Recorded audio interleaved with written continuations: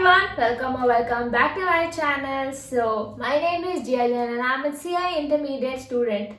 I have cleared my group 2 examination in Jan 2025. So here are some list of important topics जो आपको अपने attempt के लिए पढ़ना बहुत ज़्यादा ज़रूरी है. मैं बोल सकते हैं इसे एक तरीके से इम्पॉर्टेंट टॉपिक्स या पेपर प्रोडिक्शन की 90% ऑफ द पेपर इन्हीं टॉपिक्स में से आएगा. सो मैं एसएम के इम्पॉर्टेंट टॉपिक्स के बारे में बात कर रही हूँ. मैंने अपनी प्रीवियस वीडियो में प्रीवियस अटेम्प्ट में बताया था, उसमें से 92% के आसपास तक पेपर सिमिलर आया था जो मैंने बताया था. तो आप प्रीवियस वीडियो भी चेक कर सकते हैं, बट आज आपके पास टाइम नहीं है. सो आप इस वीडियो को पूरा सुनो और वो इम्पॉर्टेंट टॉपिक्स बिल्कुल भी मत छोड़ना जो मैं यहाँ पे आपको बताने वाली हूँ. So stay tuned. हम चैप्टर नंबर 1 से शुरू करते हैं. ऐसे में टोटल 5 चैप्टर हैं. मैं यहाँ पे चीज़ें मैंने लिख चुकी है तो मैं उसके हिसाब से यहाँ पे चीज़ें आपको बता रही हूँ. सो इम्पॉर्टेंट चैप्टर्स शुरू करने से पहले मैं सबसे पहले आपको ए कैटेगरी चैप्टर्स बता देती हूँ. सो ए कैटेगरी टॉपिक का मतलब ये नहीं है कि ये इम्पॉर्टेंट है या वो बाकी सब इम्पॉर्टेंट नहीं है. 5 चैप्टर, पांचों की वेटेज सेम है, that is 10 marks each. But still हम इसको ए कैटेगरी टॉपिक में डालने वाले हैं चैप्टर नंबर 4 और चैप्टर नंबर 3 को, क्योंकि इसके मार्क्स ज़्यादा है और इनमें कम टाइम लगता है. आप ऐसा बोलेंगे हो सकता है इम्पॉर्टेंट चैप्टर 1 भी होना चाहिए क्योंकि कम टाइम के बेसिस में अगर मैं डिवाइड कर रही हूँ तो नहीं. चैप्टर नंबर 1 हम नहीं करेंगे पहले, क्योंकि हम चैप्टर नंबर 1 चालू करते हैं फिर उसी में डूबे रह जाते हैं और हमारा पूरा ऐसे रह जाता है कि मुझे 1 आ गया मतलब मुझे तो सब आ गया. तो हम चैप्टर नंबर 3 और 4 से चालू करेंगे. सो चैप्टर नंबर 3 और 4 स्टडी मार्क के सीक्वेंस के हिसाब से मैं आपको ये चैप्टर नंबर बता रही हूँ. सो आ जाते हैं हम हमारे इम्पॉर्टेंट टॉपिक्स की लिस्ट में. सो चैप्टर नंबर 1, इसमें कौन कौन से इम्पॉर्टेंट टॉपिक्स हैं. सो सबसे पहले हम आ जाते हैं types of strategy, that is proactive and reactive. हमें इसको अच्छे से हमें पता होता है कि हाँ ये प्रोएक्टिव है ये रिएक्टिव है, लेकिन एग्जाम में इसको कैसे प्रेजेंट करना है. अगर ये पूछा है कि ये स्ट्रैटेजी बतानी है आपको, ये प्रोएक्टिव है या रिएक्टिव है, मैनेजमेंट को blend of proactive and reactive use करना चाहिए. और अगर लास्ट में उसमें पूछ रहा है कि बताइए आपके हिसाब से कौन सी बेटर है, तो हम हमेशा ये मेंशन करने वाले हैं कि proactive is always greater than reactive. So आ जाते हैं हमारे नेक्स्ट टॉपिक में. नेक्स्ट टॉपिक है लिमिटेशंस. लिमिटेशंस हम इस बार बहुत अच्छे से करके जाएंगे. उसके पॉइंटर्स आप लिख के जाना कि जो भी मैं सारे टॉपिक्स आपको यहाँ पे बताने वाली हूँ वो सारे आप लिख के देखेंगे. ठीक है, मैं मानती हूँ टाइम नहीं है, लेकिन आप एटलीस्ट पॉइंटर्स वो करेंगे कि हाँ मैं एक बार स्क्रिबल कर लूँ कि हाँ इसके अंदर ये पूछेगा तो ये लिखना है, इसके अंदर ये पूछा है तो ये लिखेंगे. और सजेस्टेड आंसर एक बार ज़रूर देख लेना. यानी सजेस्टेड आंसर ये नहीं बोल रही मैं आपको कि मॉक टेस्ट का आप जाके सजेस्टेड आंसर देखो. आप अपने क्वेश्चन बैंक, आपके पास कोई ना कोई क्वेश्चन बैंक होगी, और अगर आपके पास क्वेश्चन बैंक नहीं, आप सेल्फ स्टडी कर रहे हैं तो आप स्टडी मार्ट में जिस तरीके से आंसर प्रेजेंट किया गया है आप वो वाली चीज़ ज़रूर देखेंगे. फिर नेक्स्ट हम आ जाते हैं मिशन. मिशन के अंदर 2-4 टॉपिक्स हैं, बट उसमें भी सबसे इम्पॉर्टेंट मैं आपको बता देती हूँ जो कि है वाई या importance of mission. That is why the company should have a mission. जो टॉपिक है उसको हमें अच्छे से पढ़ के जाना है. उसके बाद हम आ जाते हैं हमारे नेक्स्ट टॉपिक में, दैट इज ऑब्जेक्टिव्स. ऑब्जेक्टिव्स में हमारे पास 2 चीज़ें हैं. पहली है कैरेक्टरिस्टिक्स और दूसरा types of objective, short term and long term. तो वो दोनों चीज़ें आप अच्छे से देख के चलना. नेक्स्ट टॉपिक आ जाता है हमारा cooperative strategy, cooperative level strategy, जिसमें से क्वेश्चंस आने के चांसेस बहुत ही ज़्यादा हाई है क्योंकि प्रीवियस अटेम्प्ट में इसमें क्वेश्चन नहीं आया था. और इसमें अगर आता है तो आपको ये कोऑपरेटिव स्ट्रैटेजी क्या होता है, इसके एग्जांपल्स की कौन कौन सी पोजीशन को कोऑपरेटिव स्ट्रैटेजी बोलते हैं, उसके एग्जाम्पल्स, उसका डेफिनेशन, और वेरी इंपॉर्टेंटली जिसके ऊपर मेन क्वेश्चन आता है that is the role of corporate level strategy. जो पर्सन है उसका रोल क्या है. तो हमें ये 3 चीज़ बहुत अच्छे से उसमें कोट करनी है. एक प्रेजेंटेबल आंसर हम यहाँ पे लिखेंगे. सारे ही एसएम के आंसर्स में हमें ऊपर हेडिंग डालना है कॉर्पोरेट लेवल स्ट्रैटेजी. उसके बाद उसका क्या मीनिंग है, उसके क्या एग्जाम्पल्स हैं और फिर उसके रोल्स क्या हैं. एटलीस्ट 5 रोल्स आपको याद होने चाहिए जो आप एग्जाम में लिख के आएंगे, लेकिन आप 5 से ज़्यादा पढ़ के जाएंगे, एटलीस्ट 6, ताकि एक आध अगर आप भूल पाओ तो एग्जाम में आप 5 मेंशन करके आ पाओ. ठीक है, फिर नेक्स्ट हम आ जाते हैं networks of relationship between 3 level.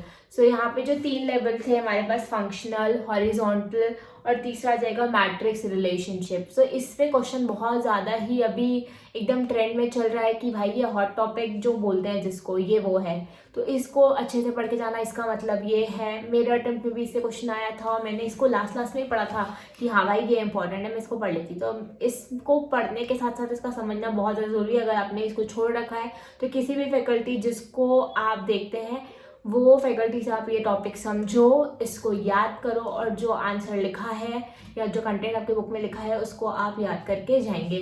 उसके अलावा बाकी सारी चीज़ें भी आपको चैप्टर 1 में पढ़नी है, मैं नहीं बोल रही कि छोड़ना है, बट अगर चैप्टर 1 उठाया है तो ये सारे 5 टॉपिक जो हैं आप पहले इसको कवर करेंगे, उसके बाद बाकी चीज़ों को एक बार रीड करेंगे। और ये जो टॉपिक्स मैंने आपको यहाँ पे बताए थे उसकी आपको क्वेश्चन बैंक ज़रूर देखनी है कि ये टॉपिक से ये क्वेश्चन आया है, तो एक बार आप क्वेश्चन को भी रीड कर लेंगे कि अच्छा ये इस टाइप का क्वेश्चन आता है, इसका मुझे ये आंसर लिखना है। स्ट्रैटेजिक मैनेजमेंट में मेजर ये प्रॉब्लम होती है कि हम चैप्टर आइडेंटिफाई नहीं कर पाते हैं कि कौन से चैप्टर से है, और अगर चैप्टर आइडेंटिफाई कर ले तो कौन से टॉपिक से है। मेन दिक्कत आंसर याद करने में नहीं है, चैप्टर पढ़ने में नहीं है, क्वेश्चन को आइडेंटिफाई करने में है। अगर आपने अभी तक भी क्वेश्चन बैंक नहीं रेफर किए हैं, प्लीज़ एटलीस्ट स्टडी मैट के क्वेश्चन आप देख लेना, स्टडी मैट में किस टाइप का क्वेश्चन दिया हुआ है, सिमिलर सॉर्ट ऑफ कि हाँ भाई ये दिया है तो स्टडी मैट से ही पेपर आता है जैसा हम बोलते हैं। तो एक बार आप एसएम के लिए भी स्टडी मैट रेफर कर सकते हैं अगर आपके पास क्वेश्चन बैंक नहीं है। तो चलते हैं हम हमारे सेकंड चैप्टर में। तो सेकंड चैप्टर में पहला इंपॉर्टेंट टॉपिक है दैट इज पेस्ले, पेस्टल या पेस्ले, वॉटेवर आप जो भी इसको प्रोनाउंस करते हैं, वो एक इम्पॉर्टेंट टॉपिक है। फिर हम आ जाते हैं हमारा next topic that is product life cycle. Product life cycle में आपको वो जो डायग्राम बनाना था वो इम्पॉर्टेंट है, वो आंसर कोड करने के बाद आप नीचे यहाँ पे डायग्राम जरूर बना के आएंगे। फिर नेक्स्ट हमारा आ जाता है प्रोडक्ट के फीचर्स। एक टॉपिक दिया होगा आपकी बुक में छोटा सा साइड में कहीं, प्रोडक्ट फीचर्स, तो उसको ज़रूर पढ़ के जाना। उसके बाद आ जाता है चैप्टर 2 में आपने पोर्टर 5 फोर्सेस मॉडल नहीं किया तो क्या किया। अगर हम खुद भी पढ़ते तो हमें पता चल जाए कि भाई ये तो इम्पॉर्टेंट है, तो कुछ भी चालू करने से पहले चैप्टर 2 में आप ये चीज़ सबसे पहले कर सकते हैं। इसमें भी मैं आपको 5 में से बता सकती हूँ कि जो थ्रेट टू न्यू एंट्रेंट है वो वाला एक थोड़ा सा इम्पॉर्टेंट हो जाता है, उसमें केस स्टडी बेस्ड क्वेश्चन आ सकता है। बट ये बिल्कुल भी नहीं है कि 5 में से सिर्फ आप न्यू एंट्रेंट पढ़ेंगे, आपको बाकी भी पढ़ना पड़ेगा।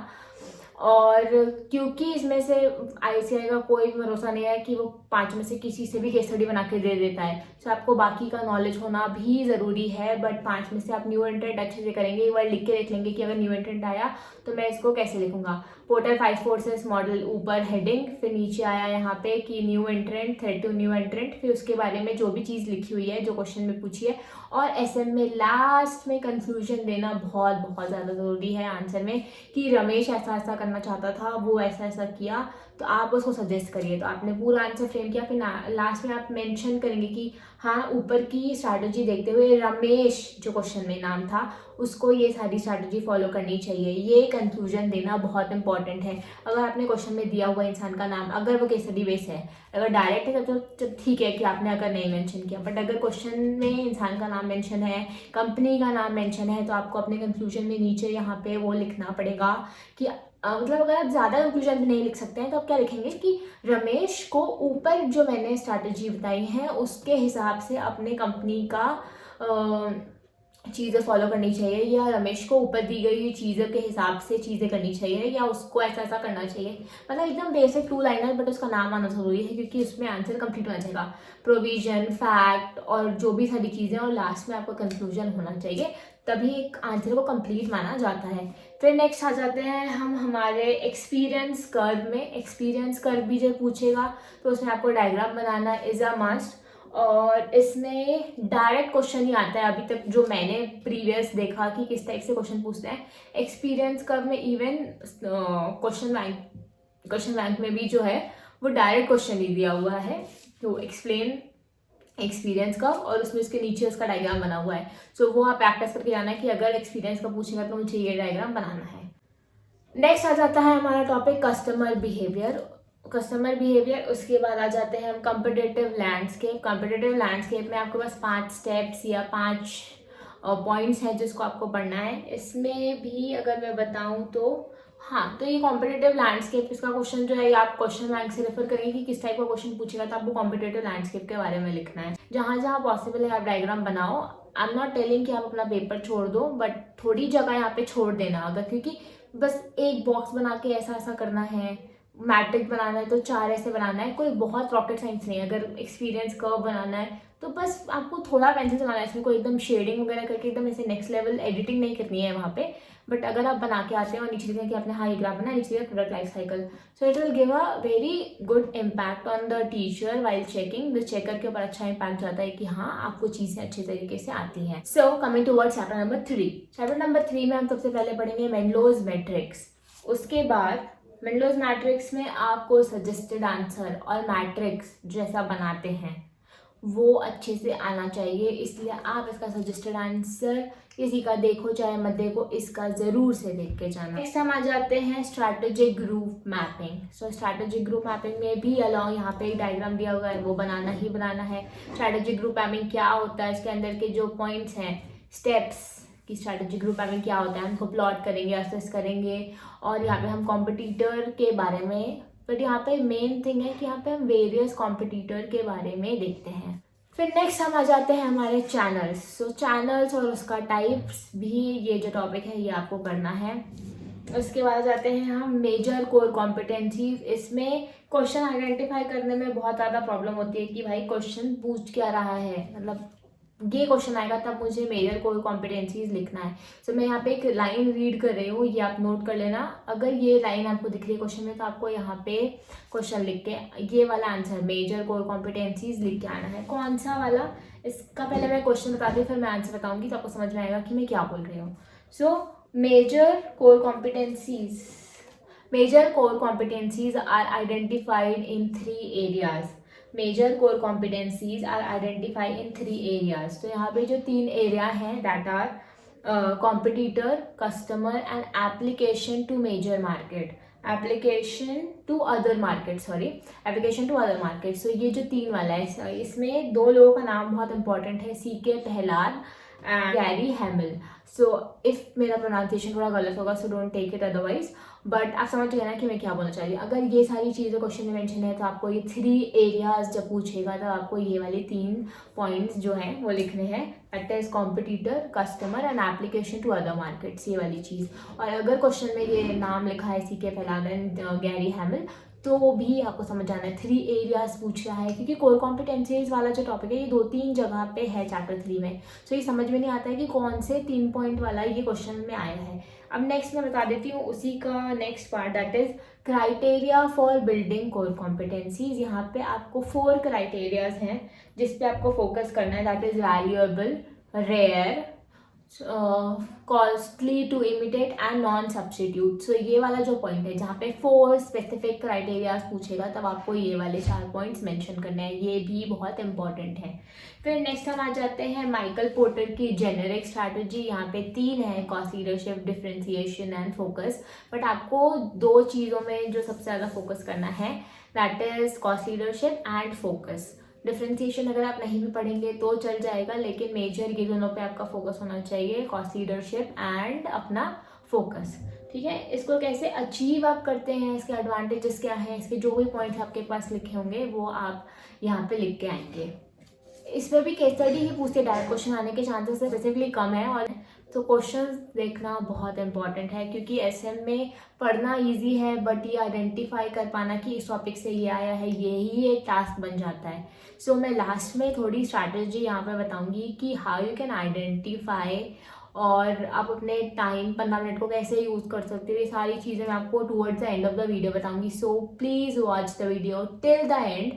सो थोड़ी सी ये वीडियो बड़ी हो रही है आई गेस, बट मैं चाहती हूँ कि मैं इसका पार्ट्स ना क्रिएट करूँ, क्योंकि जैसे कि टाइम बहुत कम है तो मैं 5 भी चैप्टर एक ही वीडियो में बताना चाहती हूँ। So moving forward chapter number 4 पे आ जाते हैं हम। चैप्टर नंबर 4 का पहला इंपॉर्टेंट टॉपिक है वो, चैप्टर 4 को हम पहले 2 पार्ट में बांट लेते हैं, एक वो मैट्रिक्स वाला और दूसरा another part other than matrix वाला। सो मैट्रिक्स वाला ends of BCG GE matrix वाला है, वो हो गया हमारा एक पार्ट, और ये 3 मैट्रिक्स के अलावा जो बच रहा है ये हमारा पार्ट B हो जाएगा चैप्टर का। बट अगर ऐसे नॉर्मली सीक्वेंस देखेंगे तो मैट्रिक्स वाला पार्ट सेकेंड आता है और फर्स्ट पार्ट में हमारी अदर चीज़ आती है। बट हम अदर चीज़ों पे फोकस करने के पहले हम मैट्रिक्स वाली चीज़ें करेंगे। मैट्रिक्स में भी हम BCG मैट्रिक्स, जो कि बहुत इंपॉर्टेंट है वो, और एंसॉफ, ये 2 मैट्रिक्स पहले करेंगे। हम जो मैट्रिक्स वाला पार्ट है उसको पहले करेंगे। मैट्रिक्स में हम पहला BCG एंड नेक्स्ट एंसॉफ मैट्रिक्स, ये 2 मैट्रिक्स पहले करेंगे। और GE मैट्रिक्स अगर हमें टाइम बचेगा, मैट्रिक्स का ये 2 BCG और एंसॉफ ये किया, अदर देन मैट्रिक्स में जो भी मैं पॉइंट बताऊंगी वो करने के बाद हम GE मैट्रिक्स पे आएंगे। ठीक है, GE मैट्रिक्स सिर्फ रीड करना है, उतना इम्पॉर्टेंट नहीं है, बट ये दोनों के बाद आप ये वाला पार्ट करेंगे, उसके बाद फिर GE मैट्रिक्स में आएंगे। सो अब मैं coming towards the next part, that is यहाँ पे हम स्टेबिलिटी जो चीज़ है, स्टेबिलिटी में आपको पूरा पढ़ना पड़ेगा। स्टेबिलिटी क्या है, उसके कैरेक्टरिस्टिक्स क्या है, रीजंस क्या है, how can achieve it, what ever the content आपके बुक में दिया होगा वो सारी चीज़ें, स्टेबिलिटी आपको पूरा शॉर्ट करना पड़ेगा। नेक्स्ट आ जाते हैं हम एक्सपेंशन। एक्सपेंशन में उसका मतलब क्या है, इसके क्या नाम है, कैरेक्टरिस्टिक्स क्या है, वो थोड़ा सा साइड रख सकते हैं, बट इन एक्सपेंशन के टाइप्स बहुत इंपॉर्टेंट है। एक्सपेंशन के टाइप्स में एक्सपेंशन का टाइप्स वाली चीज़ जो है, पूरा टाइप आपको जो सारे टाइप्स हैं वो आपको कवर करना पड़ेगा। नेक्स्ट हम आ जाते हैं, और उसके ही टाइप्स में स्ट्रैटेजिक अलायंस है। स्ट्रैटेजिक अलायंस जब भी आता है उसके एडवांटेजेस के साथ आता है। अगर आपके पास क्वेश्चन बैंक है, क्वेश्चन बैंक में आप देखना पूछा होगा कि स्ट्रैटेजिक अलायंस और उसके advantages, you have to describe them together in one answer.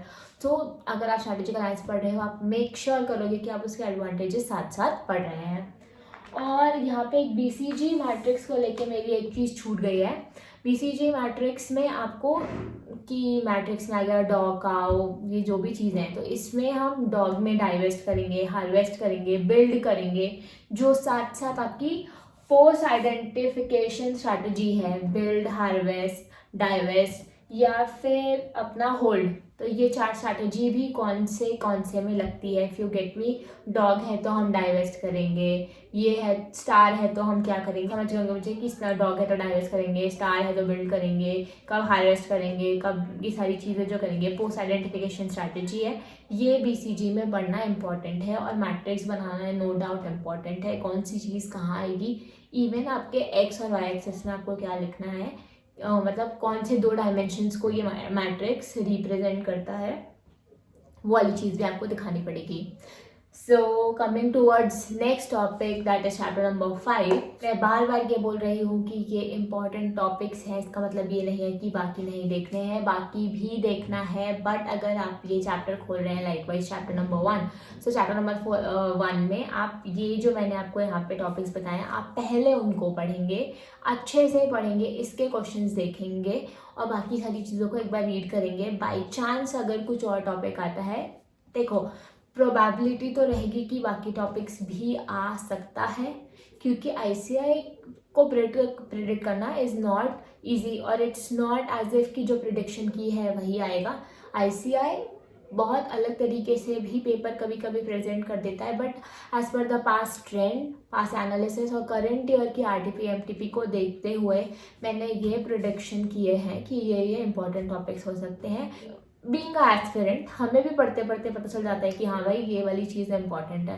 तो बस मैंने आपका काम आसान करने के लिए, जिन्होंने बिल्कुल पढ़ाई नहीं किया है, क्या थोड़ा बहुत उनका SM वीक है, थोड़ा वीकर साइड है कि थ्योरी उनसे कम जमती है, वो FM पे ज़्यादा ध्यान देते हैं, जो SM को एकदम छोड़ने की कगार पे, तो at least you can do at least this much कि आपका जो है कि आप कोई चैप्टर, देखो कोई SM पूरा नहीं छोड़ता है, बट अगर आप कोई चैप्टर, जैसे कि आप चैप्टर नंबर 2 छोड़ रहे हैं या चैप्टर नंबर 5 आप छोड़ रहे हैं, तो पूरा ना छोड़ के आप एटलीस्ट ये टॉपिक्स पढ़ लो, बाकी आप छोड़ दो, इतना आप कर सकते हो।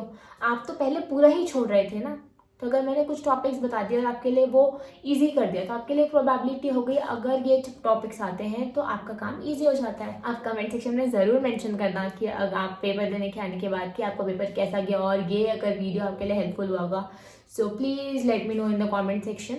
सो आ जाते हैं चैप्टर नंबर 5 में। Sorry for the delay, chapter number 5 में strategic planning and operational planning, इसके जो डिफरेंस है आपके बुक में दिया हुआ, स्टडी मैट में भी दिया हुआ है, तो ये अगर पूछता है तो आपको उसका डिफरेंस पता होना चाहिए, और इंडिविजुअल भी अगर आएगा तो वो आप बता लेंगे क्योंकि आपने डिफरेंस पढ़ा है। तो इस साइड का मत लिखना, इधर का लिख देना, तो एक साइड हो गया। अगर ये पूछेगा तो इसको छोड़ के लिखना, और डिफरेंस पूछेगा वो तो आपने डिफरेंस के तरीके से पढ़ा ही है। मेक श्योर अगर डिफरेंस आता है तो आपको बेसिस भी पता होना चाहिए, क्योंकि बेसिस के बिना से आप डिफरेंस लिख के आ जाएंगे छोटे बच्चों टाइप, तो उसमें मार्क्स नहीं मिलने वाले हैं। Make sure you right the basis की इधर ये डिफाइन कर रहे हैं, फिर स्ट्रैटेजिक प्लानिंग, ऑपरेशन प्लानिंग। फिर आ जाते हैं हम हमारे नेक्स्ट टॉपिक में, that is Kurt Lewin model of change. Strategic change के अंदर दो टाइप के चेंज आ जाते हैं, एक कर्ट लुईन वाला और एक नॉर्मल। सो अगर क्वेश्चन में स्पेसिफिकली बोला है कि स्ट्रैटेजिक चेंज लिखो, तो हम नॉर्मल जो कर्ट लुईन के अलावा वाले हमारे नॉर्मल चेंज प्रोसेस हैं वो लिखेंगे। और अगर स्पेसिफिकली बोलता है कि कर्ट लुईन वाले स्ट्रैटेजिक चेंजेस आपको बताने हैं, तो आप कर्ट लुईन वाला, अनफ्रीजिंग, रीफ्रीजिंग, ये वाला लिख के आएंगे क्वेश्चन में। क्योंकि बहुत सारे लोगों का ये डाउट रहता है कि कौन सा स्ट्रैटेजिक चेंज कब लिख रहे हैं। कभी हम कर्ट लुईन लिखते हैं, कभी हम कर्ट लुईन नहीं लिख के नॉर्मल जो तीन टाइप है उसके वो लिख देते हैं। सो ये आपको देखना है कि अगर कर्ट लुईन पूछा है क्वेश्चन में, तब वो आपसे एक्सपेक्ट करा कि आप कर्ट लुईन लिखें। और अगर क्वेश्चन साइलेंट है कि कौन सा स्ट्रैटेजिक चेंज लिखना है, तो आप नॉर्मल लिखेंगे, कर्ट लुईन नहीं लिख के आएंगे। फिर आ जाता है मैकेंजी 7S मॉडल। इसका भी pronunciation I think McKenzie 7S होना चाहिए, बाकी मुझे नहीं पता, अगर आप इसको कुछ और बोलते हैं। जिसमें हार्ड और सॉफ्ट एलिमेंट हम 7S के बारे में बात करते हैं, वो चीज़ आप पढ़ के जाएंगे। और मैकेंजी 7S मॉडल के साथ साथ जब भी क्वेश्चन आया है पास्ट टाइम के हिसाब से, उसमें इसके साथ वो 7S के साथ आपका लिमिटेशंस भी पूछता है। अगर 5 मार्क्स का क्वेश्चन है तो 1 से 2 नंबर अप्रॉक्स वो लिमिटेशंस भी कैरी करते हैं। So make sure you read that limitations along with the McKinsey 7S model, जिसमें आप हार्ड एलिमेंट, सॉफ्ट एलिमेंट और उसके लिमिटेशंस भी पढ़ के जाएंगे। फिर आ जाते हैं हमारे स्ट्रक्चर पे। स्ट्रक्चर में मैं आपको 3 यहाँ पे स्ट्रक्चर बताती हूँ जो मुझे लगते हैं कि जो जनवरी 26 के लिए बहुत ज़्यादा इंपॉर्टेंट है। SBO हो गया पहला, दूसरा हो गया नेटवर्क मैट्रिक्स, और तीसरा हो गया R class matrix. So SBO में सबसे ज़्यादा आपको फोकस करना है कि SBO जो मैट्रिक्स है, स्ट्रक्चर SBO स्ट्रक्चर है, उस पर आप ज़्यादा ध्यान देंगे। एक बार हो सके तो लिख लीजिएगा if the time allows. I know time लिखने के लिए उतना ज़्यादा नहीं है, बट अगर थोड़ा बहुत भी अगर आप स्क्रिबल कर पाओ तो वेल एंड गुड। फिर नेक्स्ट आ जाते हैं हमारे कल्चर के ऊपर। कल्चर के लिए आप मेन प्रोविजन वाली जो आपकी बुक होगी उसको अगर नहीं भी फॉलो करेंगे तो क्वेश्चन बैंक देख लेना कि कल्चर के ऊपर कैसा क्वेश्चन आता है, और क्वेश्चन के हिसाब से नीचे आंसर क्या लिखा है, तो that will be more than enough for the topic culture. Next आ जाता है हमारा लीडरशिप। तो लीडरशिप में भी बहुत सारे टॉपिक्स हैं, बट टू बी स्पेसिफिक जिसमें आपको फॉर जैन 26 फोकस करना है, दैट इज लीडरशिप स्टाइल, जिसमें हम ट्रांजैक्शनल एंड ट्रांसफॉर्मेशनल लीडरशिप के बारे में बात करते हैं। इसमें केस स्टडी बेस्ड क्वेश्चन आएगा जो कि आप स्टडी मैट में से रेफर कर सकते हैं कि एक रमेश है, एक सुरेश है, ये 2 लोग ऐसी ऐसी स्ट्रैटेजी फॉलो करते हैं। तो नीचे लिखा रहेगा कि आइडेंटिफाई करो कि कौन सा style of leadership Ramesh follow कर रहा है और सुरेश फॉलो कर रहा है। सो आपको पहले मेंशन करना पड़ेगा कि रमेश ट्रांसफॉर्मेशनल या ट्रांजैक्शनल जो भी स्ट्रैटेजी लीडरशिप का फॉलो कर रहा है वो, फिर उसके बाद ये लीडरशिप का स्टाइल क्या होता है वो लिख के फिर आखिरी में आपको अपना कंक्लूजन ड्रॉ करना है।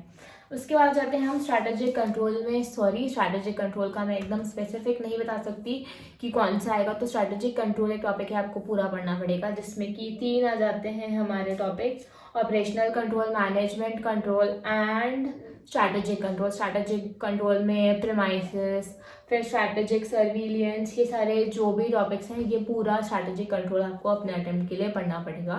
Last but not the least SPM, strategic performance measure, ये भी आपको पूरा पढ़ना पड़ेगा। बट इसमें भी आप एक चीज़, मैं पूरे में भी अगर मैं एक चीज़ को अगर इम्पॉर्टेंट मेरी तरफ से मार्क करूँ, so that would be choosing the right SPM। बाकी लेकिन पूरा SPM पढ़ना है, ये ज़रूरी है। हो सकता है डायरेक्ट क्वेश्चन आ जाए, हो सकता है आपका केस स्टडी आए, बट चांसेस ज़्यादा है कि डायरेक्ट क्वेश्चन ही आएगा इसमें से। सो make sure you attempt that question. और अगर चूजिंग द राइट SPM आता है तो उसके ऊपर आपको स्ट्रैटेजिक SPM क्या है, स्ट्रैटेजिक परफॉर्मेंस मेजर, वो लिखने के बाद ही आप चूजिंग द राइट SPM वो लिखेंगे। तो SPM क्या होता है वो तो आपको याद करना ही पड़ेगा।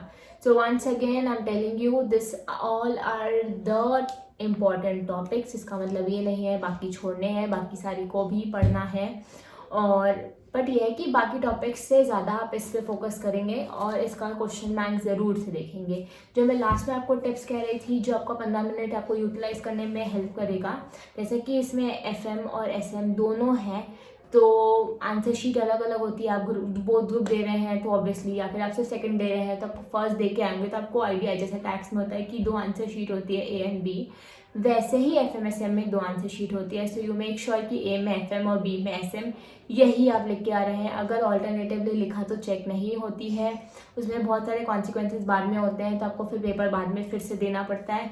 सो मेक श्योर आप इतनी छोटी सी गलती ना करें, क्योंकि ठीक है बोलने को होता है कि हाँ भाई पता है, मुझे पता है, लेकिन आप रीचेक ज़रूर करना कि आप सही आंसर शीट में सही आंसर्स लिख रहे हैं या नहीं। मैं पर्सनली क्या करती थी, जब मेरे को जैसे ही क्वेश्चन पेपर मिलता था SM में, या तो मुझे कोई चीज़ आती है या तो मुझे कोई चीज़ नहीं आती है, तो मुझे एक ऑप्शन में छोड़ना है। सो अगर उसमें 2 पार्ट 3 पार्ट हैं तो मैं ये देखती थी, जैसे मुझे पेपर मिला, I use to open first with SM। ऐसा कोई कंपल्शन नहीं है कि SM खोलना है या फिर एज पर द पेपर, आपको जो समझ में आता है वो आप स्टार्ट करेंगे। बट मेरे को थ्योरी क्लास लगता था तो मैं SM पहले खोलती थी हमेशा, कि SM से स्टार्ट करेंगे। जब 15 मिनट मिलते थे तब तो मुझे पता चल गया कि इसका A B C पार्ट में क्वेश्चन नंबर 5 ABC, उसमें तो चॉइस है, तो क्वेश्चन नंबर 5 और क्वेश्चन नंबर 1 आप नहीं पढ़ने वाले हैं। चाहे कोई सा भी सेक्शन से आप चालू करें ना, FM चाहे SM, 1 और 5 आप नहीं पढ़ेंगे, क्योंकि कंपलसरी है, वो आपको एट एनी कॉस्ट बनाना है। और ICI ऐसा करता है कि वो फर्स्ट क्वेश्चन थोड़ा सा ट्रिकी देता है, जिससे आप स्टार्टिंग में उसको पढ़े, आपका दिमाग ब्लैंक हो जाएगा, आप कुछ ना कर पाए। सो आप 1 और 5 नहीं देखेंगे। उसके बाद आते हैं, अगर मैं ऐसे चलूँगा तो मैं 6 से 8 तक मैं देखने वाली हूँ, 6 7 8, उसमें से मुझे कोई एक ऑप्शन में छोड़ना है। तो मैंने ये देखा कि 6 का ABC है, मुझे A B आता है, C नहीं आता है। 7 में मुझे सिर्फ A आता है और 8 में मुझे ABC तीनों आता है। तो मेरा क्या प्रेफरेंस होगा, मैं 7 को छोड़ दूँ, क्योंकि मुझे इसके लीस्ट पार्ट आते हैं या एक भी पार्ट नहीं आता है।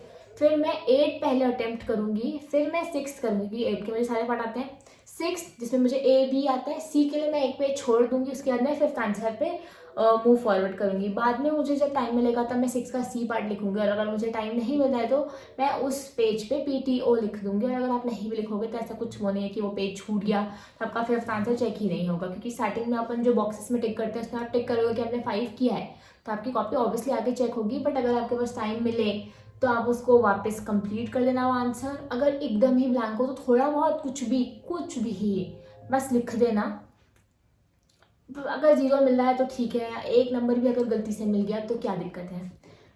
ये क्वेश्चन पढ़ के मुझे लगता है कि ऐसा हो सकता है, टिक दो, ठीक है।